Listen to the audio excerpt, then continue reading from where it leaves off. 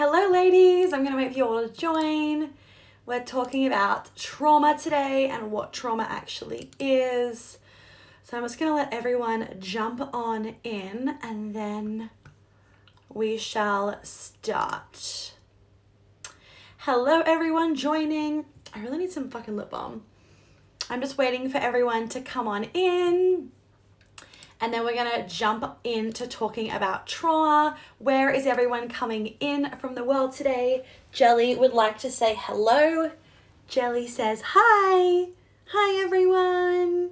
He's got his cute little Aspen jumper on. So we're just going to chill here. Hi, Amy. Until you guys join, let me know where you're tuning in from. I'm always so interested, especially when I do these kind of awkward times where the Southern Hemisphere is still possibly asleep, but like sometimes they're awake because like it's 6 a.m. in Australia. So where's everybody from? And let me click record on my podcast. And we're going to jump in and okay. And I'm actually coming from Cameroon. Where is that? I've never heard of a place called I'm pretty geographically like not right in the head. But yeah, where is Cameroon? So interesting. So let's talk about trauma. Let me plug my microphone in. A little bit not organized today. All of a sudden it was 5 o'clock and I was like, fuck. Sarah's like, don't forget you're live. In Africa. Ooh, that's so amazing. So interesting. Kansas. We've got Haiti. We've got some interesting blends, which I really like today. Not right in the head. California. Okay, so let me click record. Hold on a sec, guys. I'm actually going to today, let me click this record.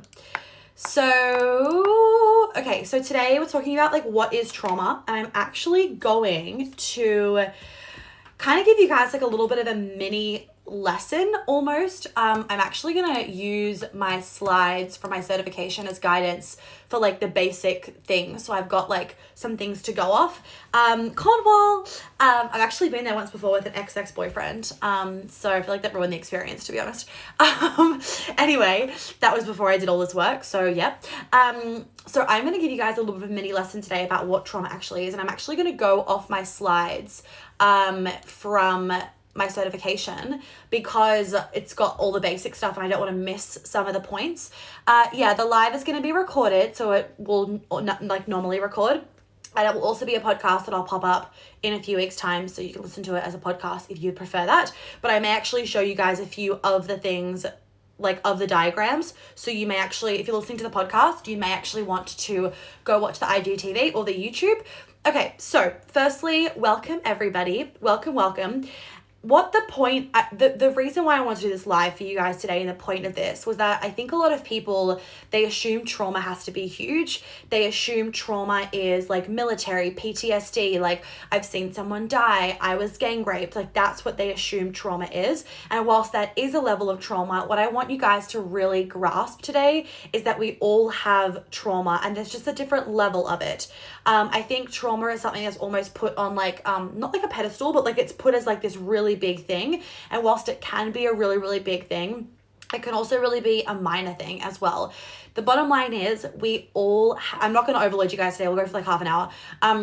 The bottom line is, I say that right, and I'll probably like fucking 5 hours later. The reason that I want to share this with you guys today is that because everyone has trauma, and whether you have a little tiny bit of trauma or whether you have a lot of trauma, if you haven't dealt with your trauma, it's going to affect other areas of your life. So whenever someone's talking about, you got to get to the root, what they're talking about is fix the fucking trauma that's caused the blockage in your life. So, oh, sorry, Jelly. Let's say, for example, you're not feeling sexy in the bedroom, right? And you're like, why is this happening? I just don't feel like I have a libido. I just don't have the desire.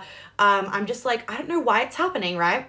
And then someone says like, go get sexy lingerie. Now that might help for a little bit. It might cue, sexy lingerie.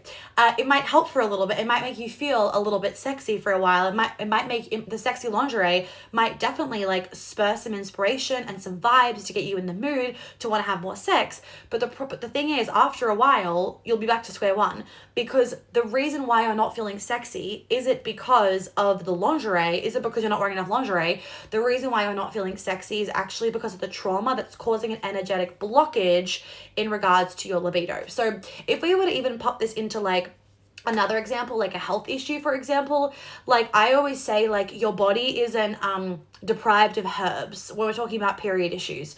So your body isn't like deprived of Vitex or deprived of like astragalus or something, right? So the herb is going to kind of be like, it's still going to be a band-aid, right? The lingerie is still going to be a band-aid to the actual problem.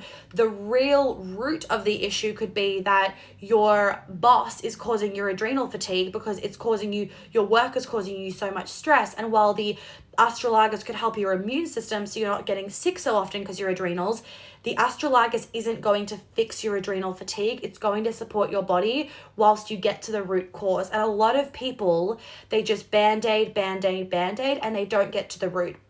And there's very similar people in the world, and this is a generalization obviously, where they won't even know they have trauma because they're really fucking resilient.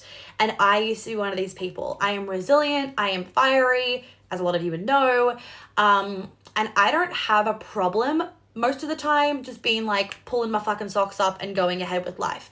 And a lot of people are like that, and I think that resilience is worn as a bit of a badge of honor, just like hustling's worn of a badge of honor sometimes, or you know, burnout from like being an entrepreneur is worn as a badge of honor.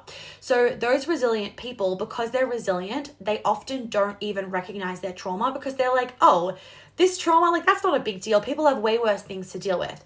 And in terms of the way worse things to deal with, a lot of people kind of gaslight themselves or just diminish their own trauma because they are like, other people have bigger issues. Now, whilst there may be bigger issues than the trauma of your dad working all the time, for example, which is trauma, whilst there may be bigger issues in the world than that, that issue is not invalid to you. It has caused patterns, issues, whatever in your life that still need to get fixed. So we're not saying that you having an emotionally unavailable dad is worse than someone being killed in the war.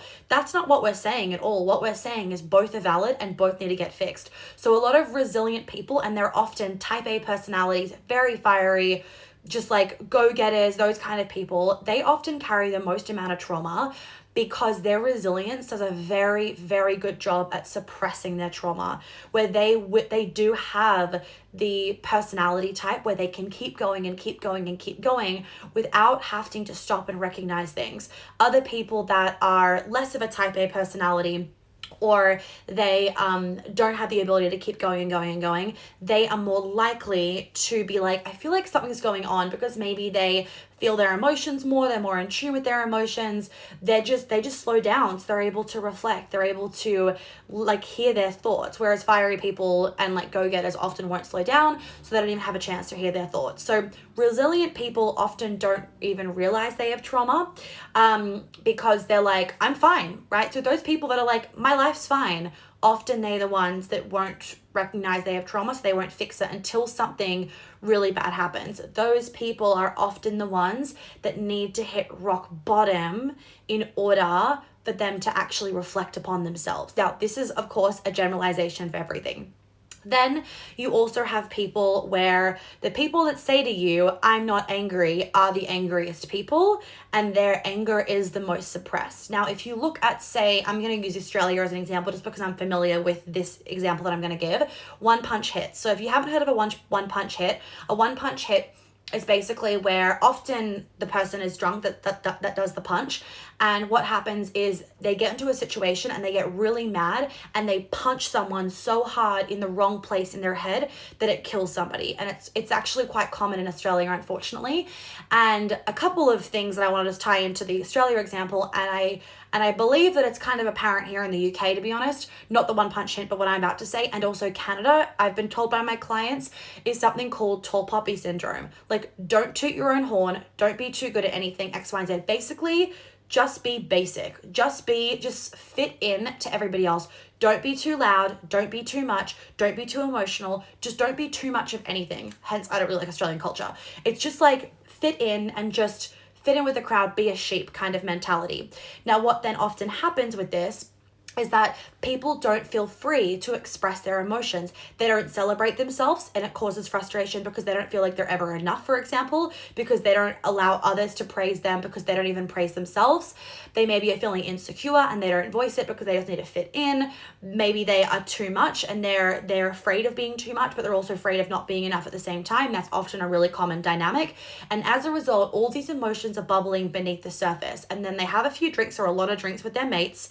Somebody pisses them off and all that rage comes out in that one punch hit. So anger isn't dangerous. Unexpressed anger is dangerous because it will always get expressed in some way, shape, or form. Think about it like, you know, when you have accidentally shaken a champagne bottle and it explodes everywhere. This happened when I was on my last photo shoot. The cork exploded and it hit the roof of the hotel and just sprayed everywhere.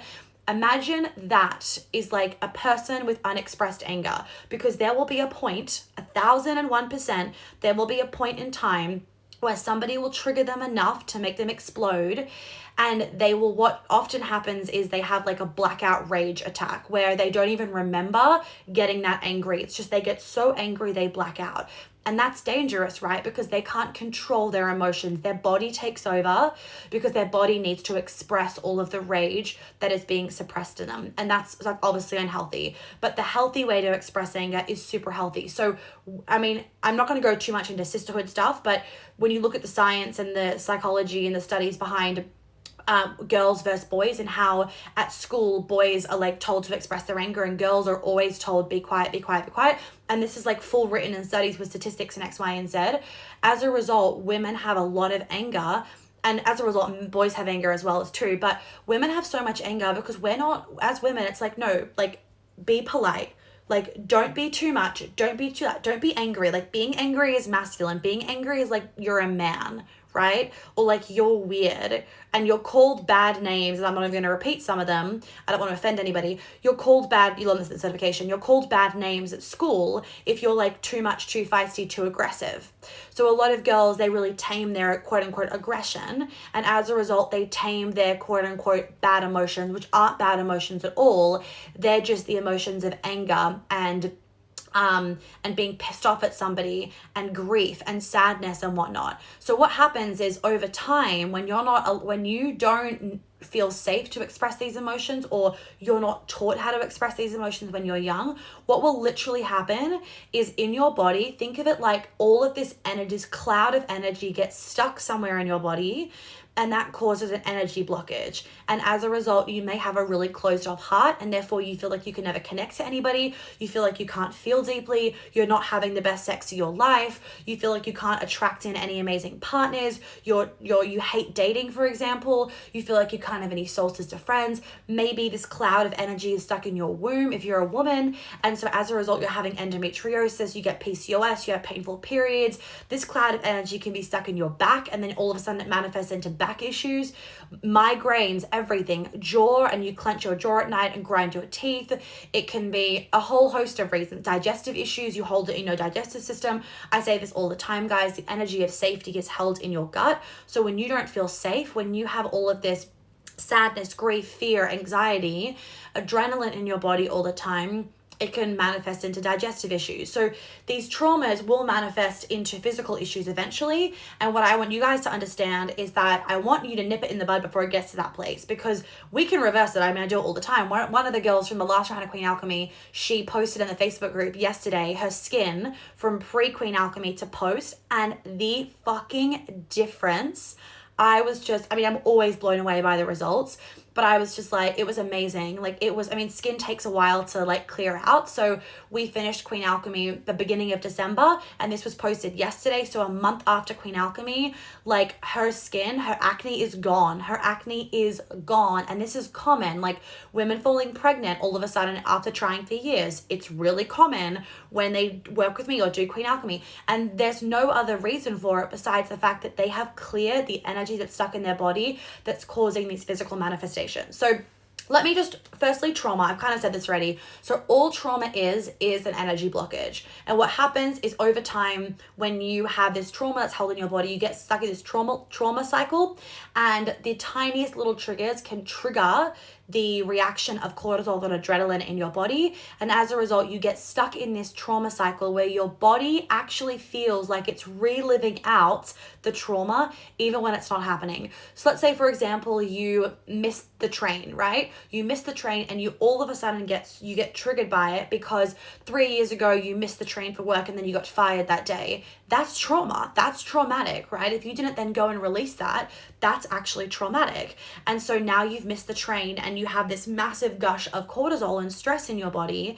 And what happens is your body feels like the trauma is happening all over again, even though it's not. So why it's so important to get yourself out of these trauma cycles is because it's really fucking bad for your hormones. So it's actually really bad for your physical health when you don't release your trauma, because every time you get stressed, you will relive this trauma in your body. It doesn't need to be in your mind, it can be in your body. You will relive this trauma until you break the trauma cycle.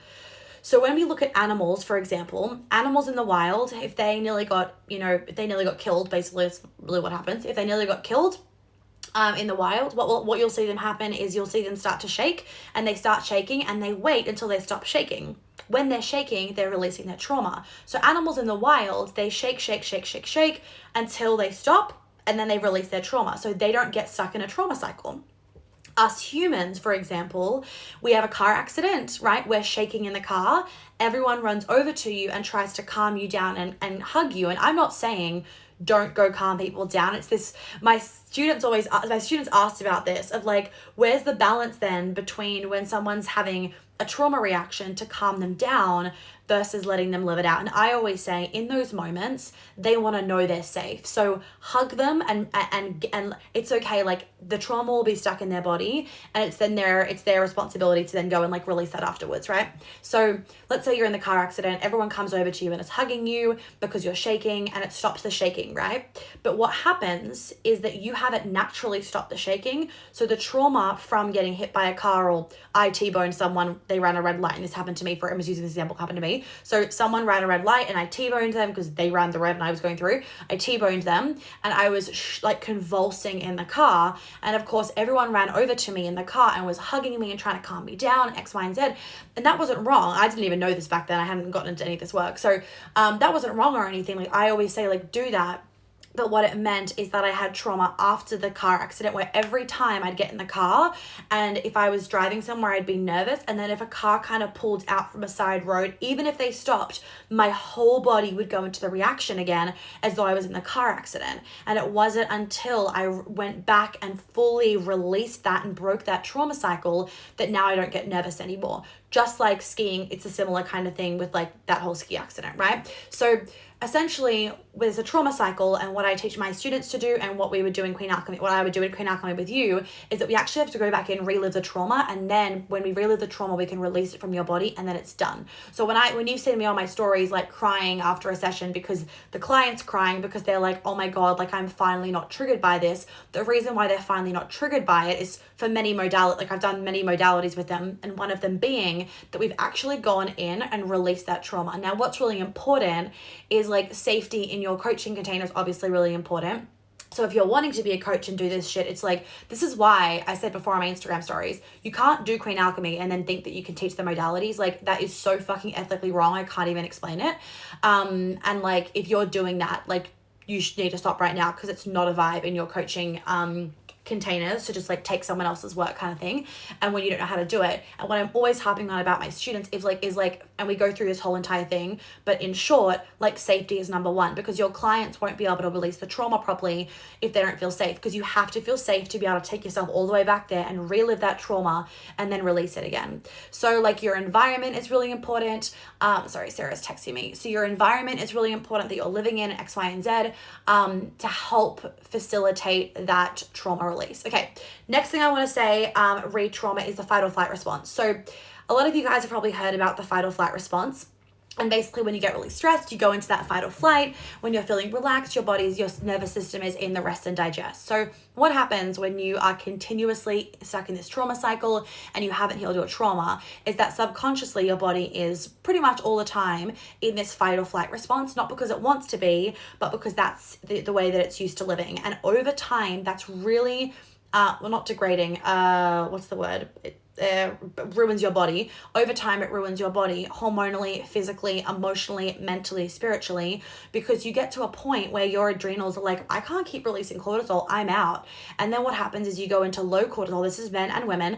Then what happens is you go into low cortisol, so you can't get out of bed in the morning. You're like hyper at nighttime. You're on this roller coaster of energy through the day where 1 minute you have a little bit of energy, then you crash again. Your skin's breaking out. You can't fall pregnant. Your period's fucking everywhere. You've got no libido.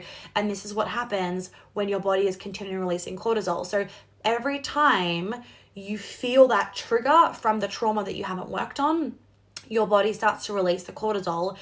And it's not a vibe. I mean, especially when we're living in a modern society where like a lot of things cause us to be releasing cortisol. You want to really minimize the things in your life that are causing you releasing cortisol. So things that you can't really avoid are like a random stress at work, or you're walking down the street and a car nearly hits you. Like those things are unavoidable, right? What you can work on though to make sure that your body is not in this subconscious continuation of releasing cortisol is making sure that you don't have subconscious stresses.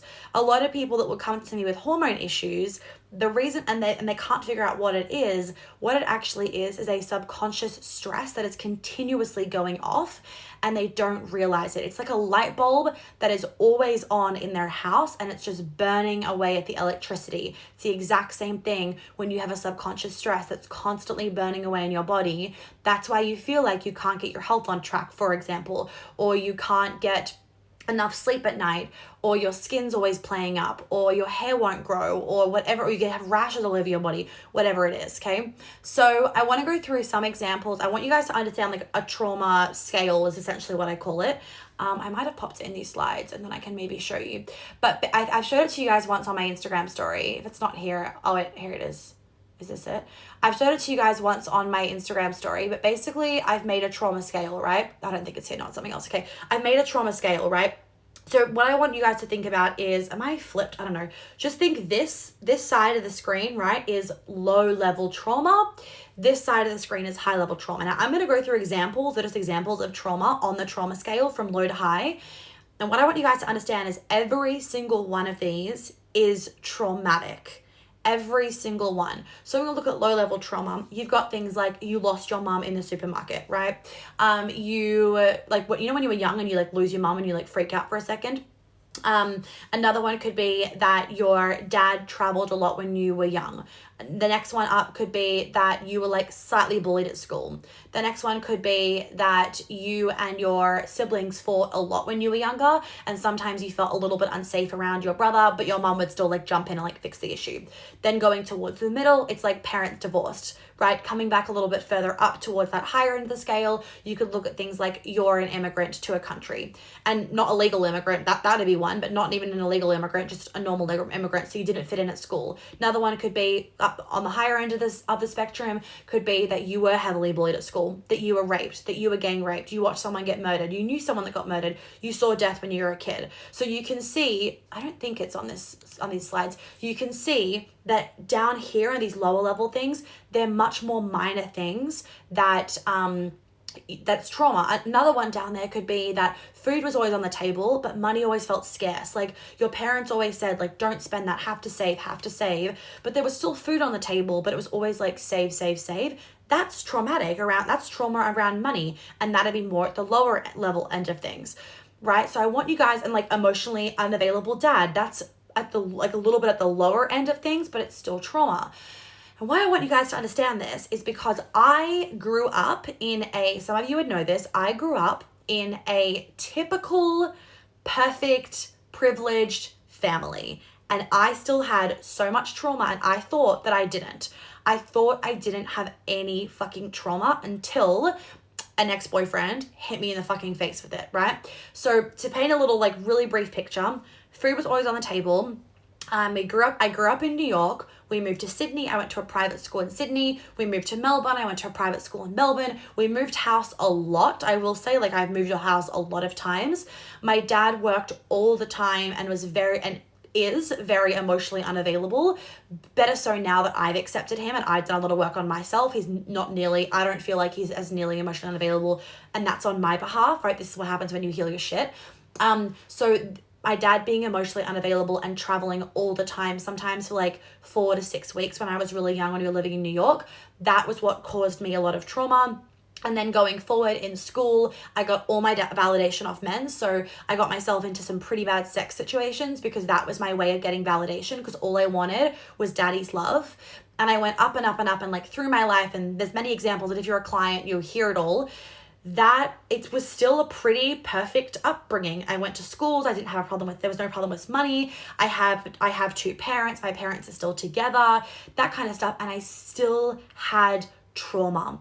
So even if, and this is why I love actually I used to actually think, true story, I was at a Tony Robbins event one time and I actually told my mom, I wish that you guys like fucked me more, because I feel like I don't have a good enough story to like become big like Tony Robbins. Because if you look at a lot of people like that and Oprah and stuff, they've been through horrendous things, right? And so I internalize that I have to have been through horrendous things in order to help a lot of people. But actually, I kind of love now that I haven't been through like morbidly horrendous things. I've had my fair share.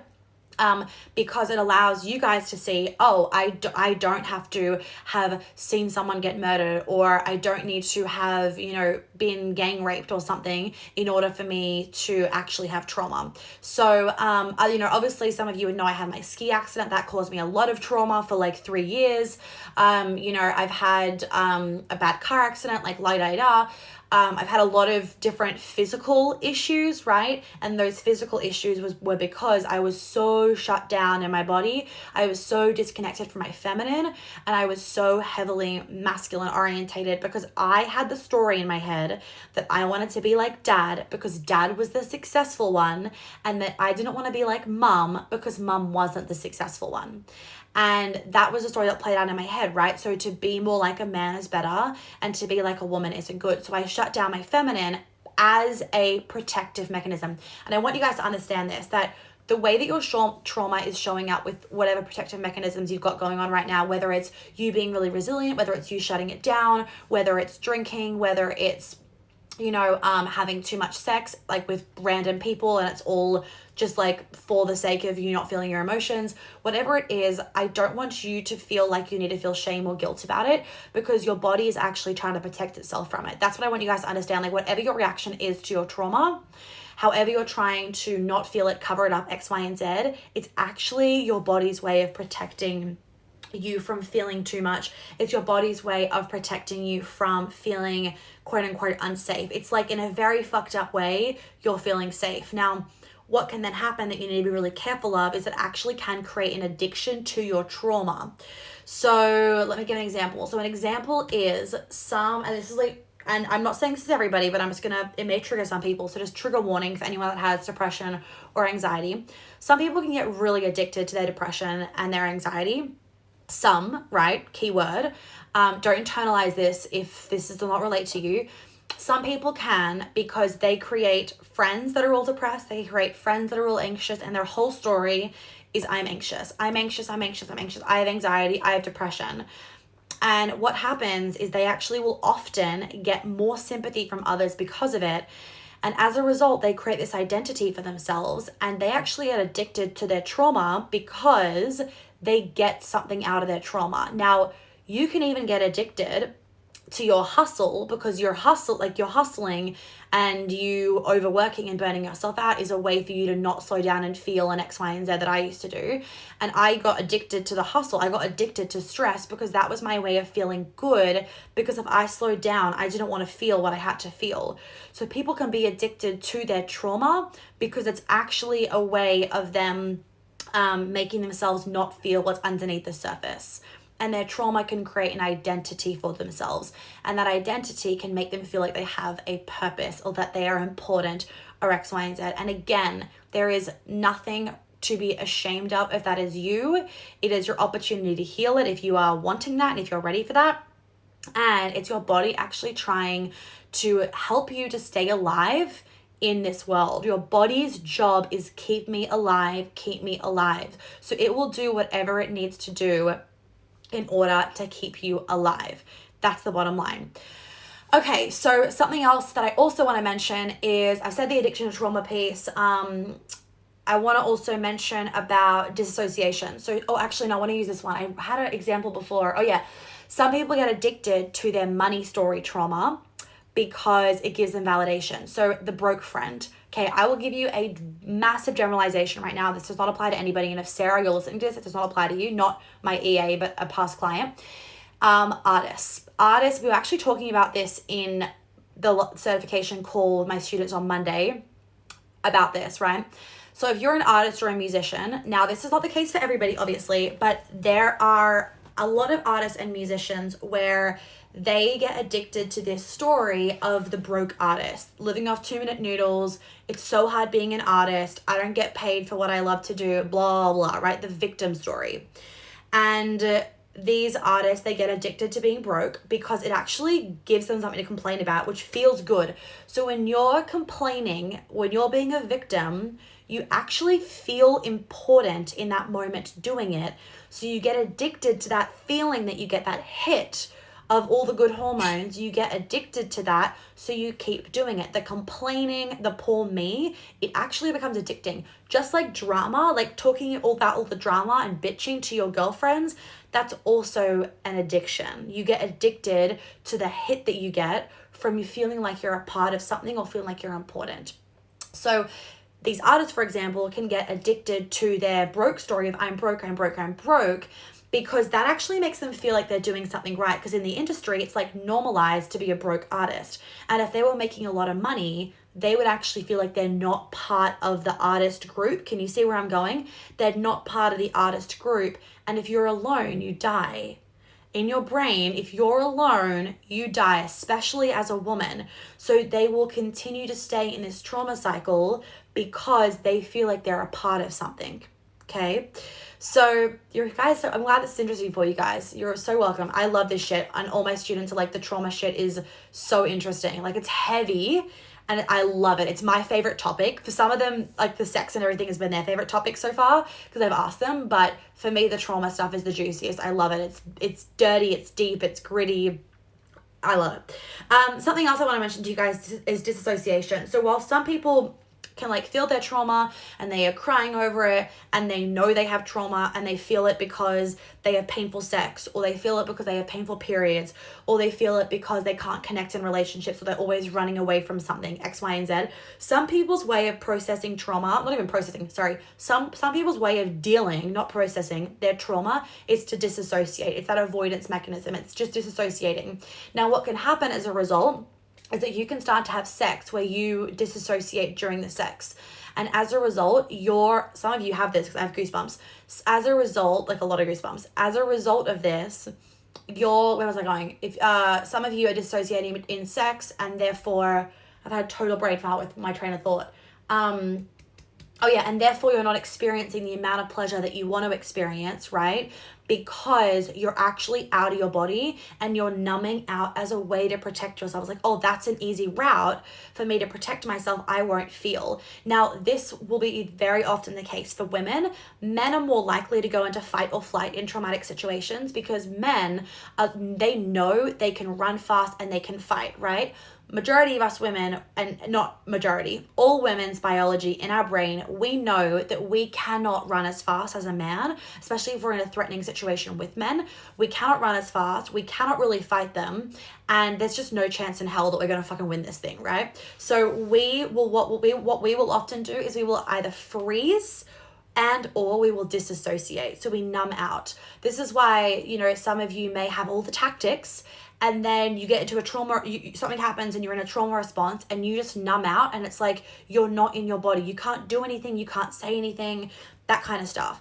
And why it's so important to recognize this is because that's just dangerous for yourself. You don't feel empowered in your body because you're so worried of getting into a situation where you're just going to freeze. And I get this because I've done the freeze response before. A lot of women will do the freeze response when they don't want to have sex. They will disassociate or they will freeze. I'll talk about dissociation in a second. And it means if you haven't cleared this, if you haven't dealt with it, and if you haven't rewired your nervous system, it's dangerous because it's dangerous for your mindset, because you won't feel safe around men. You won't feel safe walking late at night, X, Y, and Z, because your brain will actually be worried that you'll go into a freeze response. Now, there is nothing wrong with going into a freeze response. It's actually your body's way of protecting you. Your body in that moment is like, if I freeze, the predator might not see me, they might not hear me, and they'll walk past me. So think of it like we're in the jungle, right? And you hear this massive tiger. As women, we are not going to fucking run or fight from that tiger. We probably have a kid in our arm too. So what we're going to do is we're going to like hide and be quiet, right? So that's option one of like the hiding. Option two could be that you just freeze, right? And you may play dead. And then the tiger's like, oh, they're already dead. Keep walking, right? Or the tiger would probably eat you anyway, but like another example, whatever. I'm just trying to think of examples off the top of my head. And then the other option is you disassociate. Now you can freeze and then dissociate as well. When you disassociate, you numb out of your body so that you don't feel pain. So if you've been raped, sexually abused, anything like that, or been, like physically abused, emotionally abused, whatever it is, very often you will numb out you'll disassociate and numb out. And the reason why you do that is because then you don't have to feel the pain of what you're about to feel, right? That's why you do it. So it's your body's way of protecting you. Now, why this is so important for you to recognize is that until you have rewired that and you've healed that and you've fixed that, you've broken that trauma cycle, you will then continue to stay numb during sex, during going on a holiday, right? Where you're meant to feel ecstatic amounts of pleasure. You just don't. You can't feel pleasure from fresh fucking water. You can't feel pleasure from the warmth of a cup of tea. You can't feel pleasure from the feeling of lace on your breasts.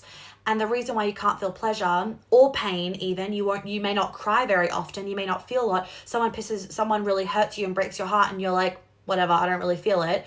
That is because you're actually numbed out. So you're living a life that's numbed out. So you're not able to experience as much pain and you're not able to experience as much pleasure, right? So whatever your whatever your trauma response has been, whether it's fight or flight, whether it's freeze, whether it's disassociate, whether it's be quiet, or it can even be it's called Stockholm Syndrome is what some of you might actually be aware of it as, is it can be to like love the predator. So if it's like your abuser, you can start to actually become friends and become like in love with your abuser, because it's actually your way of kind of manipulating yourself into being like, I'm safe, I'm okay, X, Y, and Z, because that is easier to do than constantly hating on somebody or constantly being afraid of someone. So your body's always going to adapt. We've adapted during 2020 with all the COVID stuff happening. We've adapted because we are adaptive creatures. We actually adapt pretty easily, unfortunately, in these scenarios. And as a result, our neurotransmitters have changed during COVID, where people are now getting depressed by being free because they want to stay inside all the time. Our neurotransmitters have changed and that we don't maybe know how to communicate very well anymore with people outside of us. We feel weird when we're talking to people. We don't want to leave our houses as much. We feel tired all the time. We don't want to go out and see our friends. And it's not because we're broken. It's actually because as humans, we are adaptable. Now, it does not mean that our biology has changed. We are still fucking primal creatures, right? And so it doesn't mean that, but what it means is that we can adapt when we need to. We can adapt when we need to. So the way that you are trying to get through your life so that you don't have to continue to relive your trauma all the time is you adapting. And what I want you guys to understand is, but you don't have freedom.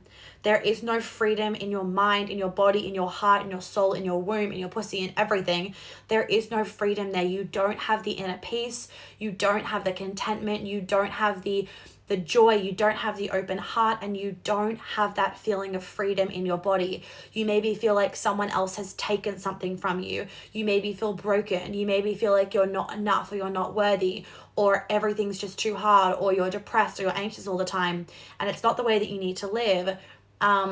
The way that you want to be living is you want to feel free. You want to feel free in your fucking body. You want to feel free in your mind, where someone could say to you, like on Instagram, you're like a porn star, and I'm like, lol, right? Because you don't take shit personally, because that doesn't trigger any trauma within me. Now, if someone said that to me when I was 18 or 19, that would have really fucking triggered me, right? That would have really fucking triggered me. But now it doesn't trigger me because I've dealt with all my trauma. And I have faced people that have like abused me. I've faced people when I didn't even know I was, like, I just walked into the bank, right, and he was standing there. I don't get triggered by it. I don't, and you'll read about this in my book once it's out. It's gonna be the first time that I like talk about it publicly. Not because I don't need to talk about it publicly, but I just like to share it with my clients. I don't really need to put it everywhere. Because I've like dealt with it, and I don't want someone to pay me because they can like have a trauma bond with me, right? Someone needs to hire me because they're like, Monica can fix the job, not because like, oh, I can trauma bond with Monica because we've been through the same stuff, right? You'll find that out once you've hired me based off other reasons. Anyway, so this shit works. This shit works because you'll be able to face those people that have traumatized you and not feel triggered. And that's what I want you guys to understand, of like, your triggers, the things that are causing you problems, your painful sex, your, inability to cry, inability to feel pleasure, painful periods, like, they will disappear. You've seen it so many fucking times every round. What are we on, round 6, round 7? I can't even keep up with Queen Alchemy, plus all the rounds of the mastermind beforehand before I blended them. And I can't even count how many women have gotten their periods back magically, fallen pregnant magically, or fixed their endo magically, or any of their period issues. And it wasn't a result of like eating more fucking chia seeds. It was a result of them fixing the internal stuff, because your brain is sending signals to your body all the time and vice versa. Right? So you have to have that combination. So when you go to Reiki, for example, and you only get the energy healing, whilst that's great, you haven't involved your brain in that. So your brain is still going to get triggered and send that trauma, send that trigger and that fight or flight response to your body, which is going to still trigger the fucking thing, right? This is what I'm saying. So you want to do it all in conjunction. You need to use your mind and your body when you're healing trauma and breaking your trauma cycle. You can't just do one. Let me see if there's anything else that I want to talk about. Clearing trauma, you didn't, okay. Anything else that I want to mention? You guys would have seen this also in one of my latest Instagram posts of when it comes to sexual trauma. So when it comes to embodying your sensuality and your femininity, when you have not dealt with your sexual trauma, I don't care what fucking environment you're in, your body does not feel 100% safe. I don't care whether you're with the man of your fucking dreams. If you have not cleared your past trauma, you are not having the sex that you could be having and the pleasure that you could be having, because there is still that feeling of unsafety or instability. Sorry, Jelly. Fuck, I just kicked him in the head. There is still that feeling of unsafety or instability in your body. So safety is fucking key with all of this stuff. Obviously, healing your trauma will fix the sex issues. And then rewiring your nervous system, understanding how to work with your nervous system is a game fucking changer. And a lot of my clients are like, that was honestly one of the biggest things for me, of being able to rewire my nervous system and learn how to actually control it in situations, because that's what causes that constant fight or flight. And you don't want that, obviously. You want to be able to stay in that rest and digest, because also when you're in a stress response, you can't think clearly either. So if you are in a dangerous situation and your nervous system goes into that fight or flight response because it's triggered straight away and you don't know how to control it, and you haven't like de-triggered yourself, essentially, you also can't think straight in those in those stressful situations, right? So when someone's in a stressful situation, it's like, I will, not with my clients, but if I was with like a friend or whatever, I will bring them back down, I will hug them, I will ground them. And it's like, right, like once your nervous system's back down, now go fix the issue, because you're not in a stress state. There is a question that I'm going to answer and then I have to go. Do you need to identify your trauma to clear it? Oh my God, this is such a good question. So, okay, so if you're with me, the answer is no. Like, bottom line is, ladies, you can't clear your trauma yourself, because your trauma is hidden because it doesn't want to be found. And the job of a coach is to find it and is to be your review mirror, right? So I can see things that you cannot see. The reason why you can't see them, the reason why they're called shadows, because they live in the fucking shadows, right? You can't see your own shadows until somebody generally points them out to you. So with your trauma, a lot of the time, we will go into a modality and trauma will come up that you don't even remember or you didn't even realize. And the answer to your question of, do you need to know, like, identify your trauma to clear it? The answer is no. And the reason why I say the answer is no is, whilst it can be helpful to be like, this was a situation, a lot of the time you won't remember your trauma because you've wiped it from your memory, and that's fine. And And a mistake that people can make is like putting pressure on themselves or putting pressure on their clients to like figure it out. And it's like, that pressure is not going to help them figure it out once. And you don't need to figure it out in order to release the emotion from your body. What will often happen is once you start to release, then things will come up and you'll be able to piece the pieces together. Also, the benefit of me being psychic is that it happens before, of where we'll be in a trauma clearing and I'll pinpoint like things. I'm like, oh, this is coming through of what it is. The client won't remember it, will clear like the energy of it, and then I'll tell her at the end. And then like this happened before where then she'll like the session will end or whatever, and then she'll have a dream, or all of a sudden she'll have a flashback 12 hours later or something, and she was like, oh my god, like everything you said, like that happened, I just remembered it, like you kind of triggered my memory to be like, remember these little things. And then because the trauma was already gone, when she remembered it, it wasn't triggering. And I checked that. I was like, were you triggered when you remembered it? And she was like, no, I wasn't triggered. I was fine. So it's pretty magical shit, right? For you to be able to like remember your trauma 1 minute and be like in the fucking sweats or freezing cold or shaking and crying. And then like half an hour later, it's like, oh, lol. Like that's fucking amazing shit. And that's empowering for you and whatever. Anyway, I'm going to leave it there, guys. I said 30 minutes and it's been 50 minutes. I knew that was going to happen. Are there any other really quick questions that I can answer and then I actually really have to go? Are there any other really quick questions that I can answer? Obvious things are, if you want to be able to do this with your clients and do all the modalities, join the certification.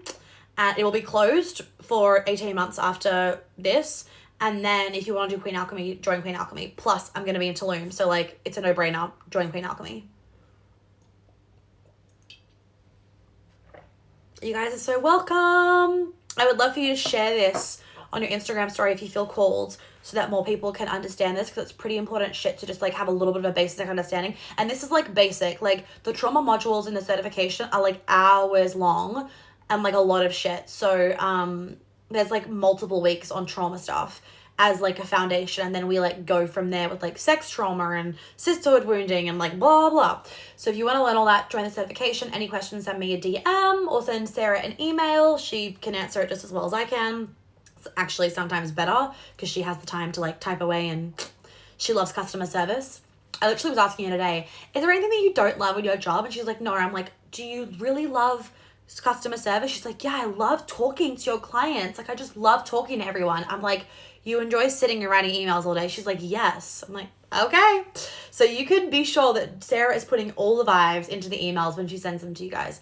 Queen Alchemy closes like end of the month, but it's probably going to fill up before that because there's already 23 spaces taken, and I think I'm only going to take a maximum of 30 this time, just so I can ease into it to the year. I mean, I think I'll do, no, Sarah said 32 we can do.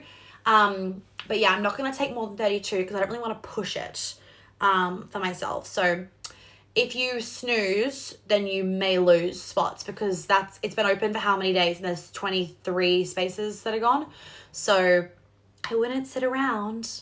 All right, I'm going to leave it there, guys. Oh, there's another question. Okay, cool. Quickly answer this question. Oh, can we say hi to Shelly? Sure.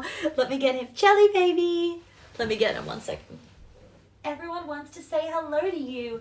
You're famous. He's famous and looking a little bit ratty, to be honest. He needs to go to the groomer. You're looking a little bit ratty, baby. Say hi, Jelly. Hi. He's just like so fluffy. Oh, big yawn. He's just so fluffy, aren't you? You can talk into the microphone. Oh, he's just licking the microphone. There we go. All right, say goodbye to everyone. Oh, such big yawns. Big kiss for mummy. Okay. Really nice to be able to do this for you guys. Any questions, you can let me know. But yeah, I love doing the trauma stuff. It's where it's my fucking jam. It's the peanut butter to, oh baby, it's the peanut butter to my jelly. So if you want to do this work, you can be rest assured that I fucking love doing it so much, and I'd be really humbled and grateful to be able to help you. Have an amazing weekend, everybody, or as good as it can be in London, if you're wherever you are in the UK. If you're also in lockdown, I will see you guys on the gram. Thank you for joining. I'll see some of you in Queen Alchemy as well. I'm so excited for all of you that have already joined. And the cert, oh, it's just all a vibe. All a vibe. I feel like 2021 is going to be lit because soon we're all going to be able to travel again normally. So look out for that. Oh yeah, and if any of you guys want to come to one of my events, I'm like 99% sure that I'll be able to do one at the end of the year. And we do some epic trauma release during that too. And if any of you are going to ask, oh, should I wait for that and not do Queen Alchemy? I have a lot of girls that do both because they're just so different. They're different and you get different things out of them. And I honestly recommend doing both. There's not one that's better than the other. I think that the length of Queen Alchemy allows you to have a lot of integration time. And then obviously the 3-day events is like, and all the breath work and the anger release and the processing and blah, blah, blah, allows you to have like a really deep level trauma release because there's so many of you doing it in a room and I'm there like guiding you. Honestly, doing breath work together and my type of breath work is out of control because the music that I play and the way that I do it, I make the whole floor vibrate. So all the cells in your body are like vibrating out all this trauma. It's fucking crazy. I'm like having an orgasm whilst all of you guys are like on the floor just like having exorcisms, and it's honestly a vibe. Anyway, I actually really have to fucking go, and it's 5:55. We will end here 5:55 p.m. Love you all. Thank you for your constant support and have an amazing weekend. Bye.